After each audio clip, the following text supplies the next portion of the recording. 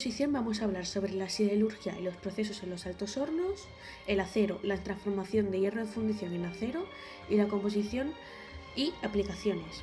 En el índice vamos a tener la siderurgia y los métodos de separación, siderurgias integrales y acerias, explicación de los tres tipos de procesos, la obtención de cobre y aluminio, que es la metalurgia, la invención de un alto horno, el funcionamiento de un alto horno, su proceso químico interno y su esquema, las reacciones químicas que ocurren.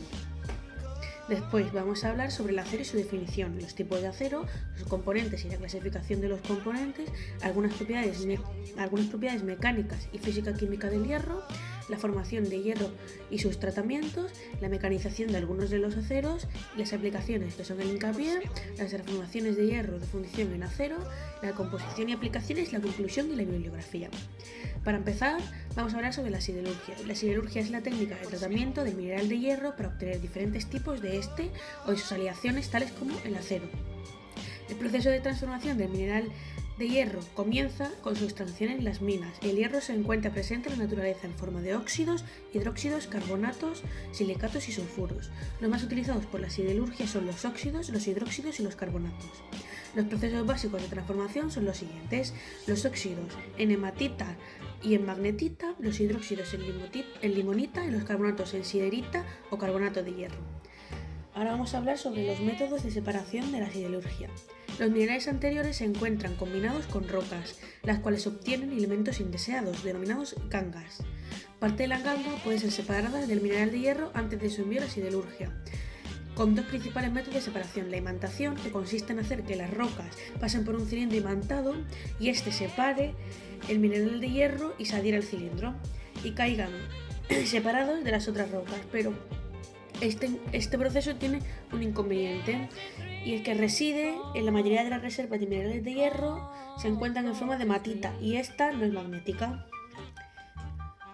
Después vamos a hablar sobre la separación por densidad. Esta se sumerge en las rocas en agua, lo cual tiene una densidad intermedia entre la ganga y el mineral de hierro. El inconveniente de este método es que el mineral se humedece, siendo este perjudicial para el método siderúrgico. Ahora vamos a hablar sobre las siderurgias integrales y acerias. Se denomina siderurgia integral a una planta industrial dedicada al proceso completo de producir acero a partir del mineral de hierro, mientras que se denomina aceria a una planta industrial dedicada exclusivamente a la producción y elaboración de acero partiendo de otro acero o hierro. Ahora vamos a hablar sobre los tipos de proceso de la siderurgia. El proceso de producción. Primero, el mineral de hierro es reducido fundido con coque, que es un residuo que queda en la destilación de los carbones, y piedra pómez, que es una roca ígnea volcánica vítrea, produciendo el hierro fundido, que es moldeado como arrabio, producto compuesto de hierro y gran abundancia de carbono que se obtiene en un alto horno, o conducido a la siguiente fase como hierro fundido. La segunda fase, la aceleración, tiene por objetivo reducir el alto contenido de carbono presente en el material, introducido al fundir el mineral, y eliminar las impurezas como azufre y fósforo, al mismo tiempo que algunos elementos como manganeso, cromo y níquel o vanadio son añadidos en forma de ferro aleaciones para producir el tipo de acero demandado. En las instalaciones de colada y laminación se convierte el acero bruto fundido en lingotes o desbastes cuadrados o planos, y posteriormente perfiles o chapas laminadas calientes. Ahora vamos a hablar de los procesos en plantas integrales.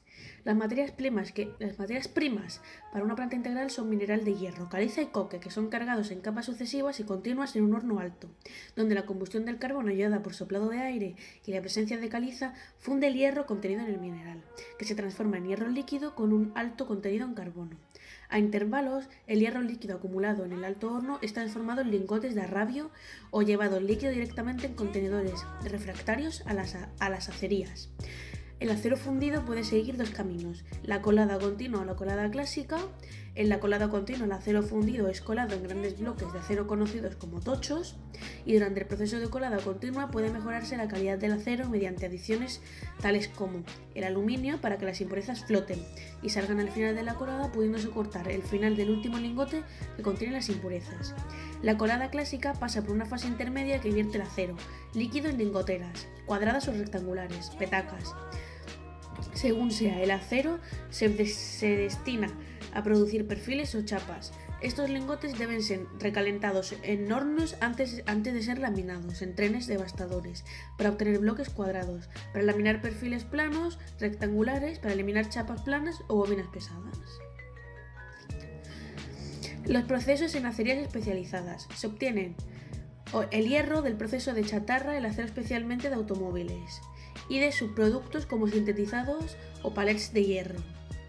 Estos últimos son de mayor coste y menor rentabilidad que la chatarra de los automóviles, por lo que su empleo se trata siempre de reducir a cuando sea estrictamente necesario para lograr el tipo de producto a conseguir por razones técnicas. Una acería especializada debe tener un horno eléctrico y cucharas, o hornos al vacío, que son convertidores, para controlar la composición química del acero. El acero líquido pasa a lingoteras ligeras o coladas continuas que dan forma sólida al hierro fundido. También son necesarios hornos para recalentar los lingotes y poder laminarlos. La obtención de cobre y aluminio. La técnica de obtención del tratamiento de los metales a partir de los minerales metálicos, así como el estudio de sus aleaciones, recibe el nombre de metalurgia. La metalurgia del cobre es la técnica metalúrgica que consta de varias etapas. 1. La obtención del material que lo posee el cobre en estado natural. 2. La separación de la mena en la ganga. Y 3. La purificación del metal, eliminando cualquier tipo de impureza residual que pueda quedar en el metal en cuestión. 4. Se elaboran aleaciones. Y 5. Se trata el metal en fundición del producto que queremos obtener. La metalurgia del aluminio se trata de un metal muy usado en todo tipo de industria, un metal que además es reciclable al 100%, pudiendo reciclarlo indefinidamente sin que pierda sus cualidades. Las propiedades que hacen del aluminio un metal de tanta utilidad son su ligereza, es decir, pesan muy poco, su resistencia a la corrosión, su resistencia en general, que es un buen conductor de la electricidad y el calor, que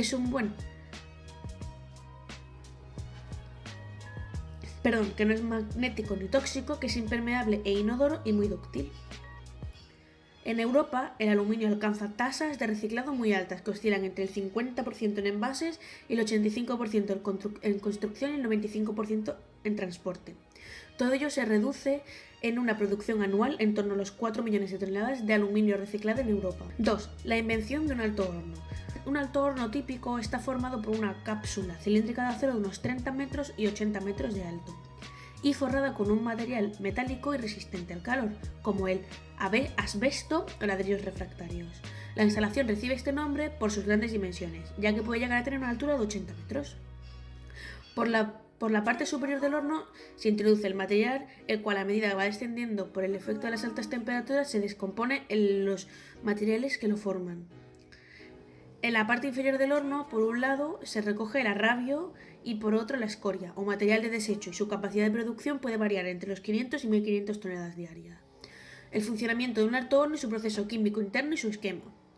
El proceso es continuo. Los altos hornos funcionan sin parar, día y noche, durante un periodo de 5 años, pasado el cual se desmantelan parcialmente para proveerlos de nuevos recubrimientos de ladrillos refractarios.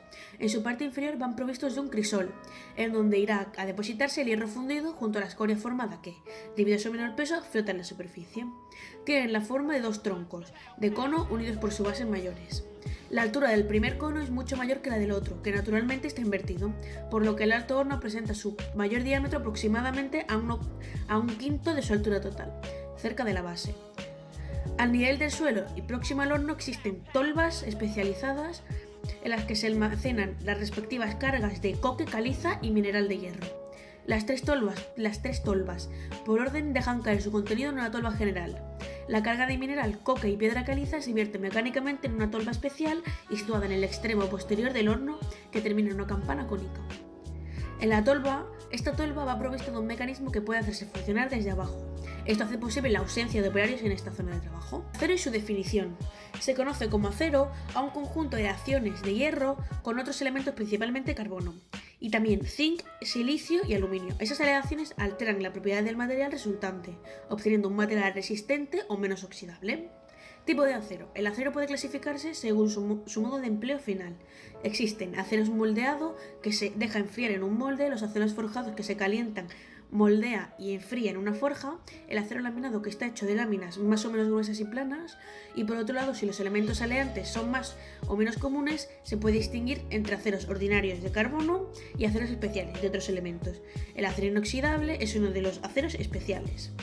Componentes del acero, como el aluminio, que se usa en algunos aceros de nitruración, de alta dureza, en concentraciones cercanas al 1% y en porcentajes inferiores al 0,008% como desoxidante en aceros de alta aleación.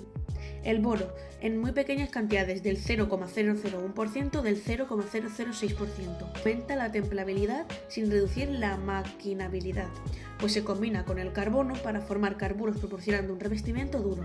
Es usado en aceros de baja aleación, en aplicaciones como cuchillos de arado y alambres de alta ductibilidad y dureza superficial. Utilizado también como trampa de nitrógeno, especialmente en aceros de trefilación, para obtener valores de N menores a 80 ppm. Cobalto, muy endurecedor, disminuye la templabilidad, mejora la resistencia y la dureza en caliente. Es un elemento poco habitual de los aceros, aumenta la propiedad magnética de los aceros y se usa para aceros rápidos, para herramientas y aceros refractarios. El cromo, forma carburos muy duros y comunica el acero de mayor dureza, resistencia y tenacidad a cualquier temperatura, solo o aliado con otros elementos.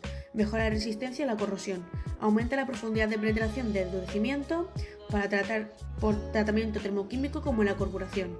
Se usa en aceros inoxidables, aceros para las herramientas y refractarios. También se utiliza en revestimientos y embellecedores. Su clasificación. Según el modelo de fabricación, como el acero fundido o el acero eléctrico, según el modo de trabajo, como el acero forjado o el acero moldeado, según la composición y la estructura, como los aceros ordinarios o los aleados especiales, y según los usos, como el acero de construcción o el acero inoxidable. Algunas propiedades mecánicas y física-química del acero.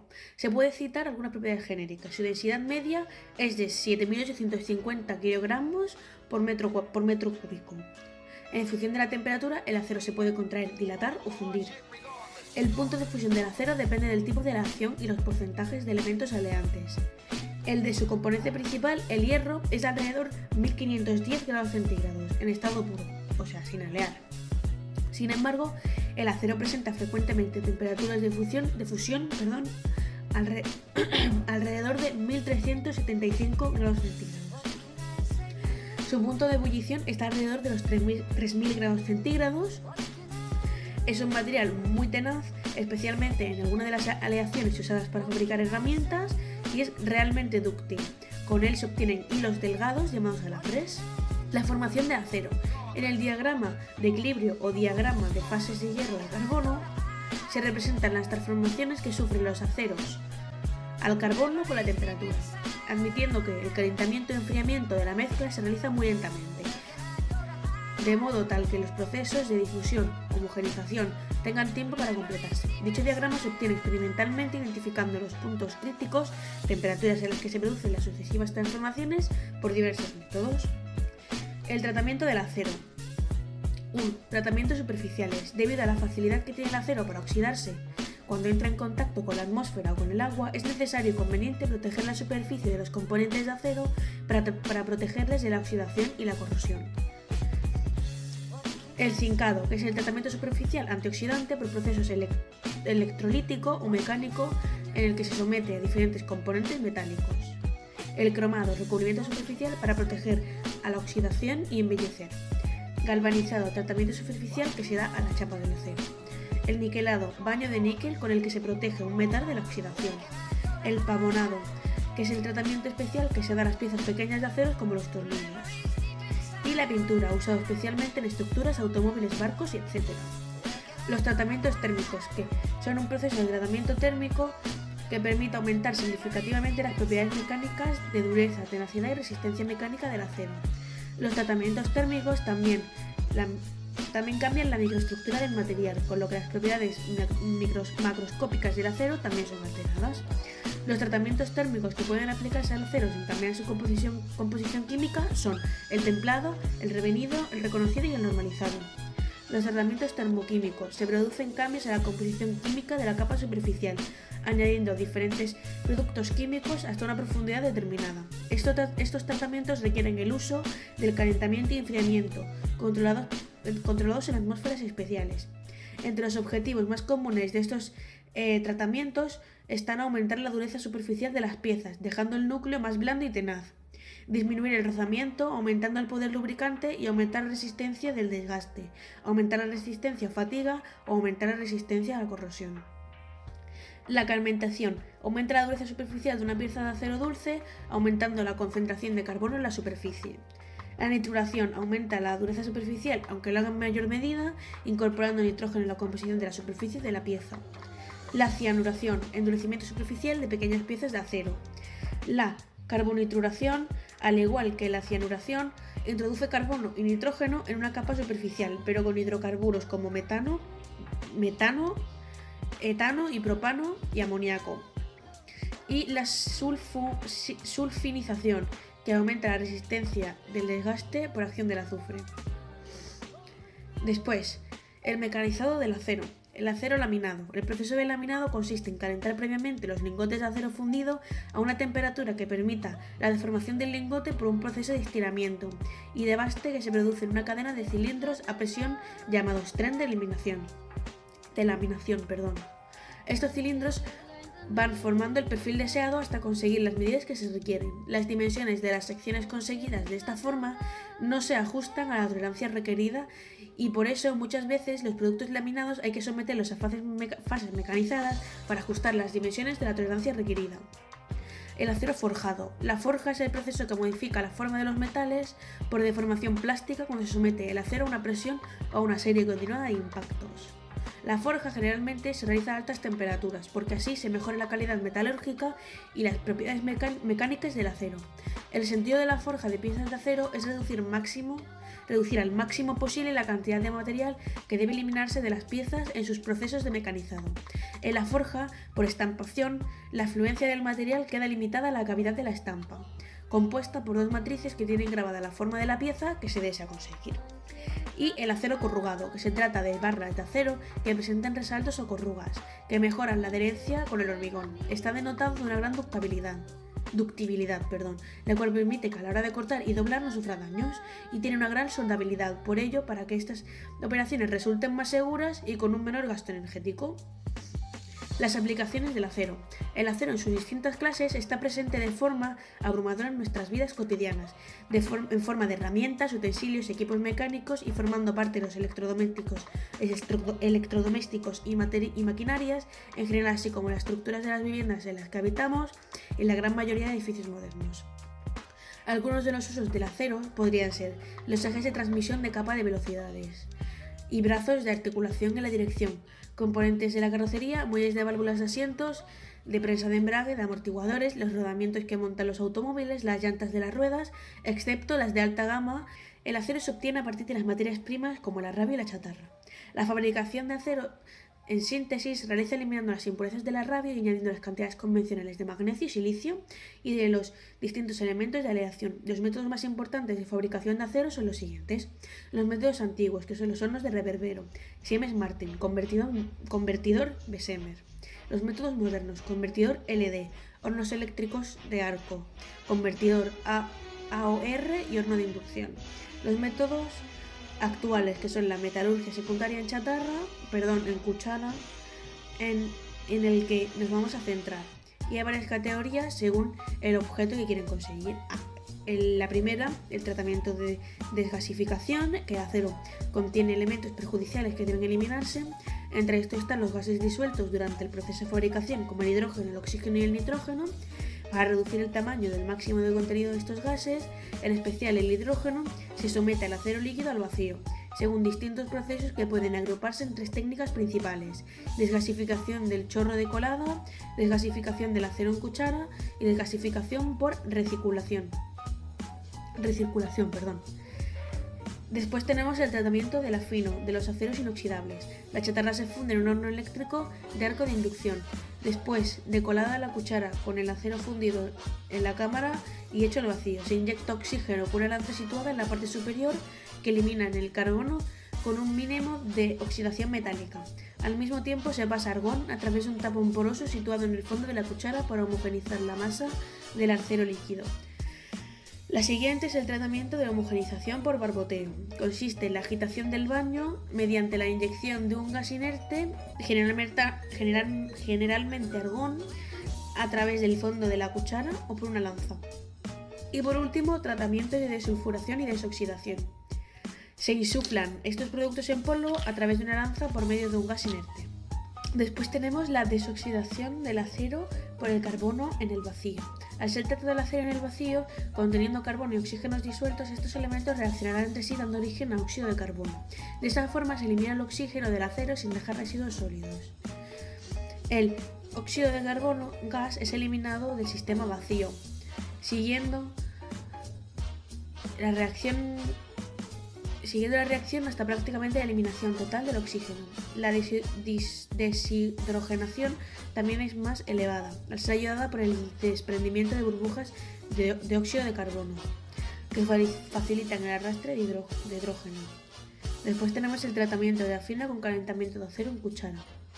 Por este proceso pueden conseguirse aceros con muy bajo contenido de azufre y gases, muy limpios, con control de la morfología de las inclusiones.